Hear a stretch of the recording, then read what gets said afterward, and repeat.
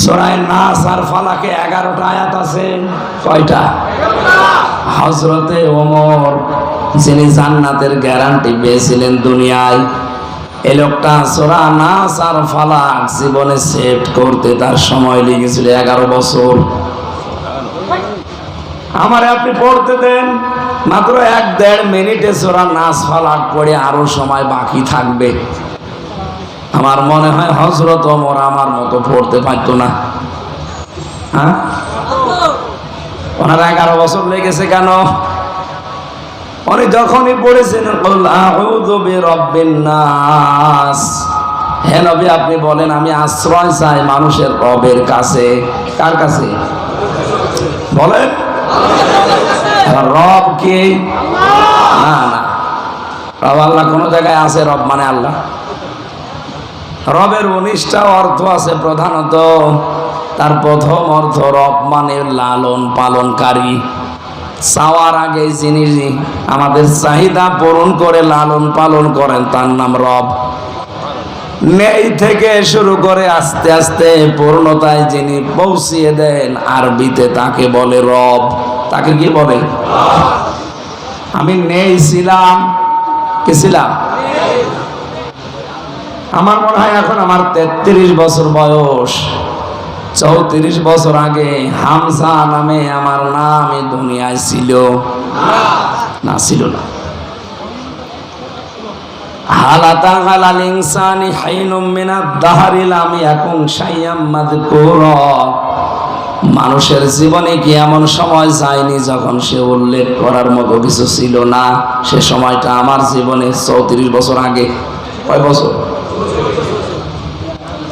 বাবার স্ফলিঙ্গ দিয়ে দ্রুত গতিতে 1 ফোঁটা নাপাক পানি বের হয়। বিজ্ঞান প্রমাণ করছে 1 ফোঁটার ভেতরে 40,000 হামজা বানানোর ক্ষমতা আল্লাহর থাকে। ফালিয়ানজুরিল ইনসানু মিম্মা খুলিকা মিম্মা দাফিকিন ইয়াখরুজু মিন বাইনিস সালবি ওয়াত তারাইব। মানুষ কি নজর করে দেখে না কি জিনিস দিয়ে দেখে আমি বানালাম? বাবার নাপাক পানিটা মায়ের রেহেমের ভেতরে যাবার পর 40 দিন 40 দিন 40 দিন 40 দিন এভাবে পাল্টাতে থাকে।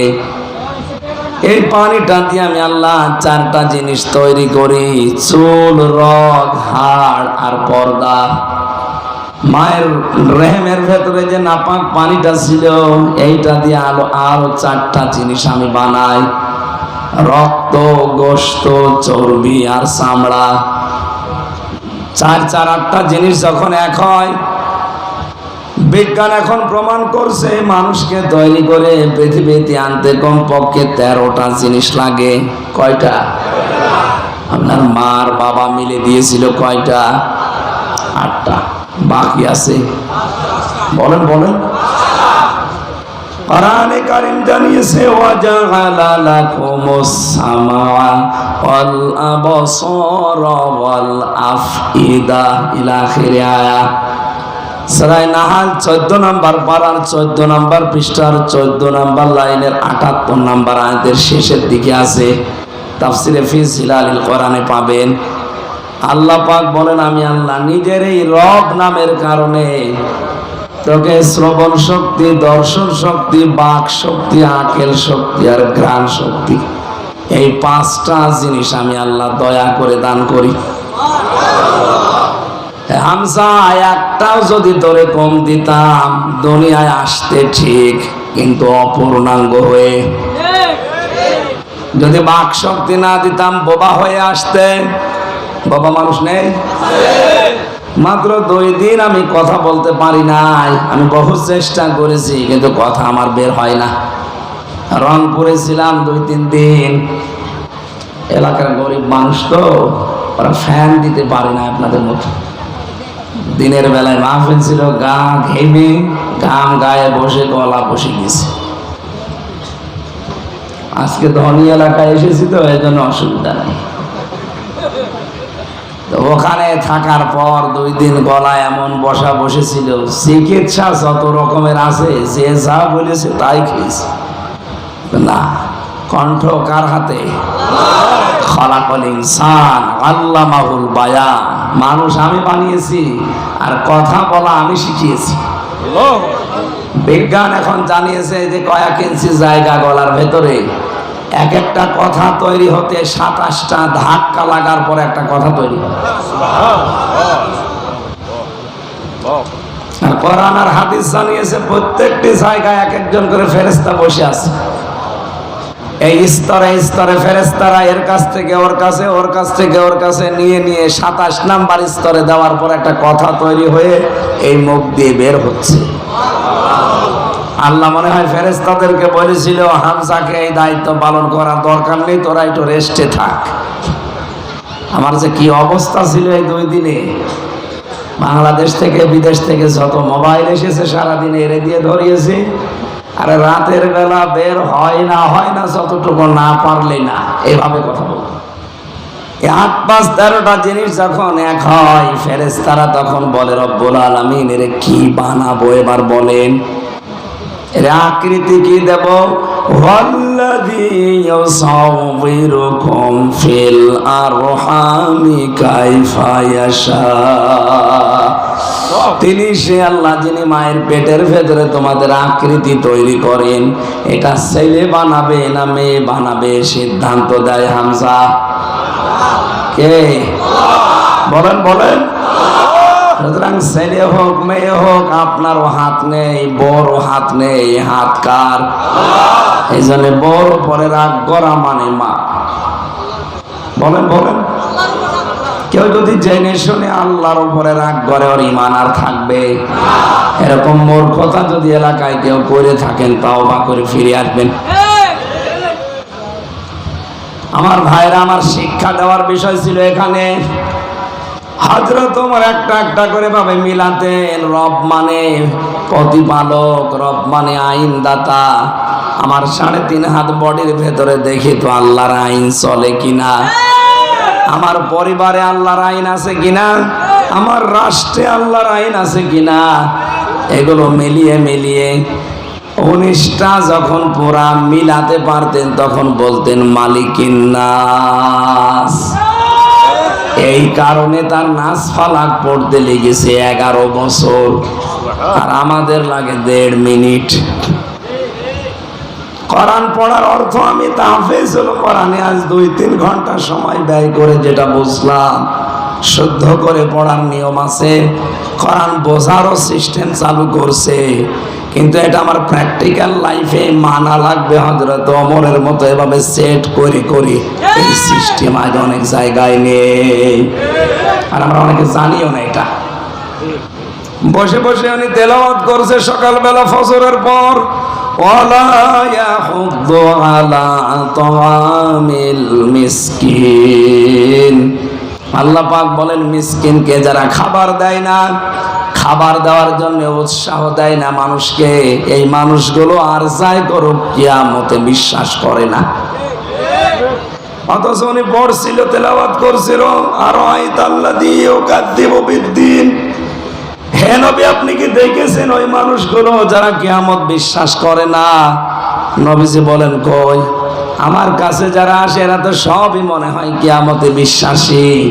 আল্লাহ পাক বলেন না, ফাযালিকাল্লাযী ইয়াদউল ইয়াতীম। যারা এতিমের গলায় ধাক্কা দেয়, মিসকিনদেরকে খাবারের ব্যবস্থা করে না। ও কোরআন পড়ছে আয়াত, একজন অসহায় মানুষ, ভিক্ষুক, ফকির, একজন মিসকিন এতিম এসে একটু সাহায্য চেয়েছে, কোরআন শরীফ পড়া বন্ধ করে সামর্থ্য অনুযায়ী তাকে কিছু দেওয়ার দরকার ছিল। কথা বলেন? তাহলে এইটা হয়তো 3 নাম্বার শর্ত, এটা বাস্তব জীবনে আমল। 4 নাম্বারটা বড় কড়া, কঠিন। কেউ যদি বলে আমি কোরআন পড়ি, তাহলে তাকে শুদ্ধ করে পড়া লাগবে, অর্থ বোঝা লাগবে, ওটা প্র্যাকটিক্যাল লাইফে মানা লাগবে। 4 নাম্বারে ওটা যেন মানুষ মানতে পারে এই ব্যবস্থা করে দেওয়া লাগবে। এদেশে ওই সিস্টেম আছে? ওইটাই তো চেয়েছিলাম, যে শুধু নিজে শুদ্ধ করে পড়বো না, শুধু নিজে বসবো না, নিজেই মেনে নেব না, আমি মানুষকে মানাতে চাই। এরকম একটা ব্যবস্থা, এরকম একটা পরিবেশ তৈরি করতে চাই। এই কারণে 3 বছর ছেলে আমি। কোন কারণে আপনি ছেলে আমারে রাখলেন বলেন? আমি কি আপনার মেয়ের দিকে তাকিয়েছিলাম? বলেন। কোরআন পড়ার যে 4টা শর্ত বললাম, আমি সহ যারাই আছি, আল্লাহ আমাদেরকে আমাদের প্র্যাকটিক্যাল লাইফে এই 4টা শর্ত মেনে কোরআন হক আদায় করে পড়ার তৌফিক দিন। আমিন। দ্বিতীয় শর্ত কি? ফাস্তাজহারাহু, যে ব্যক্তি কোরআনকে ইজহার করে। ইজহার মানে না, ইজহারের 99টা অর্থ আছে। ইজহার মানে স্পষ্ট করা, ইজহার মানে দাঁড় করানো, ইজহার মানে বিজয় করা, ইজহার মানে কায়েম করা, ইজহার মানে প্রকাশ করা, ইজহার মানে জানানো। তার মানে কোরআন যে পড়ে শর্ত আদায় করে, হক আদায় করে, আর কোরআনকে দাঁড় করানোর জন্য, বিজয়ী করার জন্য যারা দুনিয়ায় চেষ্টা চালাবে, এরকম মানুষ তো এখন দেশে বেশি নেই। আর এই কথা বললে অনেকে রাজনীতি মনে করে মন খারাপ করে। কোরআন বিজয় করা লাগবে, কোরআন কায়েম করা লাগবে, প্রতিষ্ঠিত করা লাগবে। কথা শোনার পরে যদি কারো কাছে রাজনীতি মনে হয়, এটাই রাজনীতি। যদি কারো মন খারাপ হয়, কসম করে বলছি ওর পেছনের আমল আল্লাহ সব নষ্ট করে দিয়েছে। এটা তো আমি বানিয়ে বললাম। সূরা মুহাম্মদ 9 নম্বর আয়াত, যালিকা বিআন্নাহুম কারিহু মা আনজালাল্লাহু ফাআহবাতা আমালাহুম। আল্লাহ কোরআনে যা নাযিল করেছেন মানে না এমন না। যদি কেউ কোনো বিধান শোনার পরে মন খারাপ করে, সঙ্গে সঙ্গে ফাআহবাতা আমালাহুম, ওর পেছনের সব ভালো কাজ আল্লাহ নষ্ট করে দেয়। এই আয়াত অনুযায়ী আমি এই চোখ দিয়ে দেখতে পাচ্ছি বাংলাদেশের 100 জনের 85 জন মানুষের আমল নষ্ট হয়ে গেছে। 85 জন বললাম কেন না জানি, আমি আবার ওর ভেতরে আছি কিনা আল্লাহ জানে। কোরআনের কথা মেনে নেওয়া স্বতঃস্ফূর্ত ভাবে তো দূরের কথা, কেউ যদি শুধু মন খারাপ করে, এত মানা যায়? আপনার পেছনের সব কাজ আল্লাহ ধ্বংস করে দিয়েছে। এই হিসাবে বলেন তো এ দেশে এরকম মানুষ নেই কেন? কোরআন ইজহার করার জন্য বললেন বলেন। এর পরের যে 2টা শব্দ খুব গুরুত্বপূর্ণ। এখানে যারা বিভিন্ন মাদ্রাসায় হাদিস পড়ায়, মুহাদ্দিস জিজ্ঞাসা করেন মাঝখানে নবীজি ফা দিয়েছেন। ফা অক্ষরটা আরবি গ্রামার অনুযায়ী বালাগাত মান থেকে 13টা অর্থে ব্যবহার হয়। কয়টা? আগের এই 2টা শব্দ যদি কেউ মেনে নিতে পারে, পরের যে এই সমস্ত বিষয়গুলো আসবে অবশ্যই আল্লাহ তার জীবনী কার্যকর করবে। শব্দের দিকে আমি খেয়াল করার জন্য বলছি আলেমদের। প্রথম ছিল যে ব্যক্তি কোরআন পড়ে, পড়ার হক কয়টা? বলেন বলেন, আরো জোরে বলেন। কালকে কেউ এভাবে ক্লাস নিলে বলতে পারবেন কোরআন পড়ার হক কয়টা? এই 4টা হক আদায় করে যারা পড়ে, এরপরে কোরআনকে ইজহার করার জন্য যারা চেষ্টা চালায়, কোরআনকে বিজয়ী করার জন্য দুনিয়ায় যারা সর্বাত্মক চেষ্টা চালায়, কায়েম করে দেখানো ফরজ না, চেষ্টা করা ফরজ। তাহলে ফাহাল্লা হালালাহু ওয়া হারামা হারামাহু, এর ভেতরে বর্ণিত হালালকে হালাল আর হারামকে হারাম জানার পরে ছেড়ে দেয়। কেন আল্লাহর নবী ফা দিয়ে আবার শুরু করলেন? কারণ কোরআন যদি বিজয়ী থাকে, ওই সমাজে হালালকে হালাল জেনে মেনে নেওয়া সহজ হয়। কোরআন যদি বিজয়ী থাকে, হারামকে হারাম জানার পরে ছেড়ে দেওয়া সহজ হয়। কোরআন যে দেশে বিজয় নেই, যে সমাজে বিজয় নেই, ওখানে হালালকে হালাল জানার পর আপনি মানতে পারবেন না। এরকম জায়গা নেই, নাম ধরা লাগবে।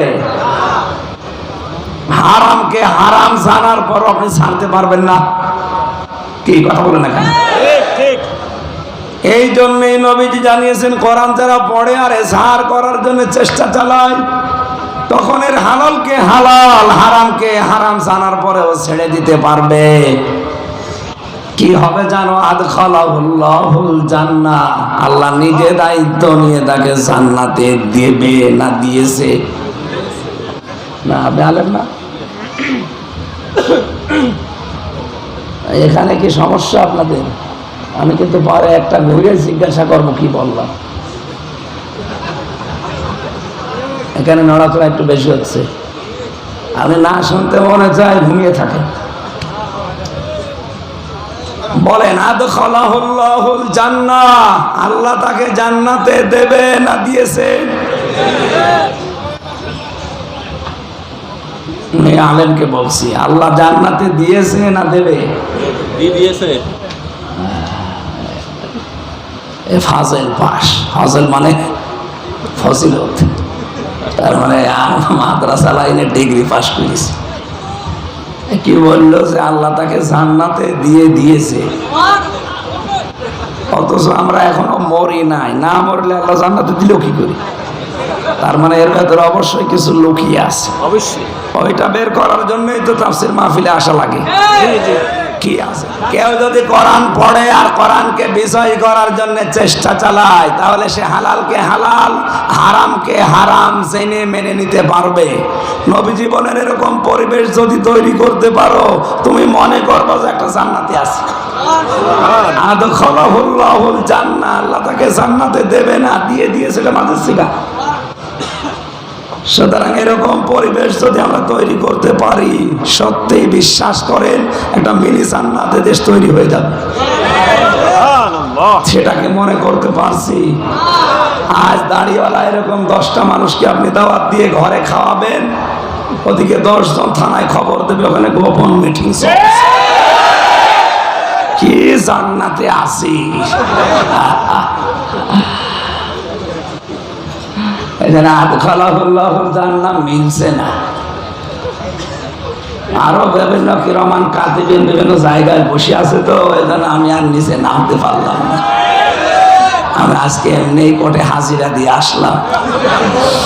বিচারক যেভাবে তাকাচ্ছিল, না জানি আজকে আবার যদি আটকিয়ে দিত, তাফসীর করা আকাশে চুল খেত।